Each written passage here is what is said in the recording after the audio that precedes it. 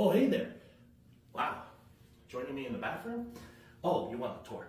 All right, so in this room, there's the toilet and the bidet. What these is one of the old bidets. Very nice, with a phone right here so you can call for service. Anyhow, let's venture into more of the bathroom here. So on the left-hand side, we have a walk-in shower. Oh yeah. Now this walk-in shower does not have a handheld shower nozzle, but it's all good. I'll give it a pass because we have a jetted tub right here. Oh yeah. And above all, this jetted tub, you look out to the strip. So you got the Flamingo, I think, Cromwell, can't talk, but it's all good. And then over here on the right hand side of the bathroom, we have two sinks. These are the old different types of sinks because these are not undermounted, but still pretty nice. And then venturing more around the bathroom, we have the closet. So this is where you can find the iron, some robes, and slippers. Which is pretty nice.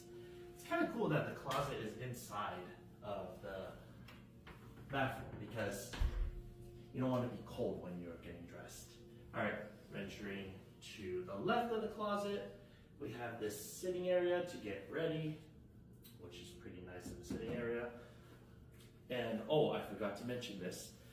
At the sink area, there's also a TV, so you can actually watch anything while you are either getting ready or taking a bath. All right, let's venture out of the bathroom. And then on the left, there's a sitting area with another window looking at Caesar's Palace. And then we have this big king-size bed with a little sitting area in front. Two nightstands, one on each side. One has the alarm clock with the charging pad, and then this side has the phone. So it's pretty nice. And then venturing more around the perimeter, here is a sitting area with a couch and kind of a coffee table. And I think I have a watered down drink over here. Oh yeah, it's been sitting out for a while, so cheers everyone. Oh yeah, okay. Where's the toaster? Oh, here we go. All right, now across the sitting area is the entertainment area. So big screen TV with a little sound bar underneath the TV, so you have pretty good sound. And then on the right hand side is where you can find your mini bar. This is all on sensors, so do not pick any of this up. And there's no courtesy shelf in this one, unfortunately.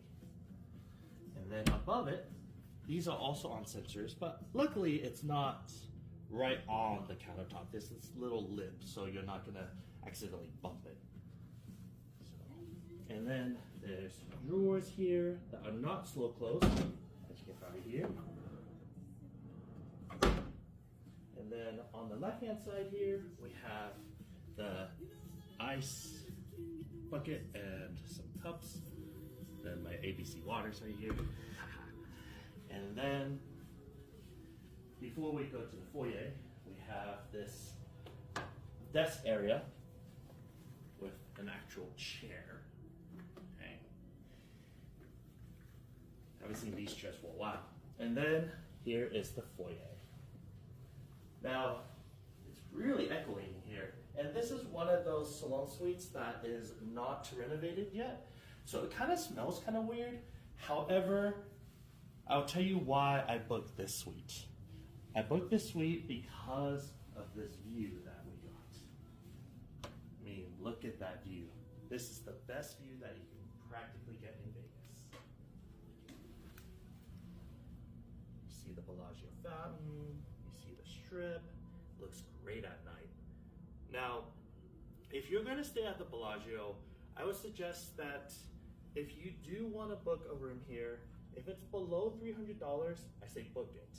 If it's above $300, try to get a fountain view, because the fountain view is what makes this hotel great. That's why I paid so much to even get this suite. Of course, this is way much more than $300, but however, it was worth it.